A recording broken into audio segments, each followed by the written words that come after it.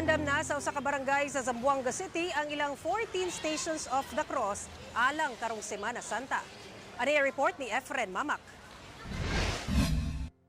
Nagtinabangay ang mga residente sa Zone 3 Barangay Lanzones, Zamboanga City aron mahuman ang pagpasemento sa hagdanan sa 14 Stations of the Cross sa ilang barangay. Kabahin kini sa ilang pagpangandam alang sa Semana Santa.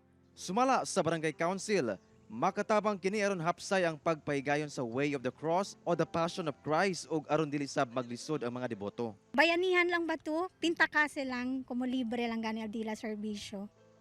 Ang maong Station of the Cross gitugod niadtong 2022. Kini human misugot ang tag-iya sa maong luna nga ipatukod kini sanglit usa sab siya ka deboto. Bien grande gayot ayuda, especialmente con los vivientes del Barangay Lanzones. Kaya hindi ya sila taanda ng mga otro lugar, aki lang na di amon mismo barangay, ta pwede ya kita sa aldiaton jutay de sakripisyo. Gawas niya na, usasab sa gipasigarbo sa Barangay Lanzones, mao ang dakong cruise nga nahimutang sa pinakaulahing Stations of the Cross, sanglit makita ang maanindot nga overlooking view sa tibok syudad sa Zamboanga. Dagan sab og kakahuyan nga nakapalibot dinhi nga makahatag og kalandungan og preskong hangin. Kauban si Sim Romero sa kamera.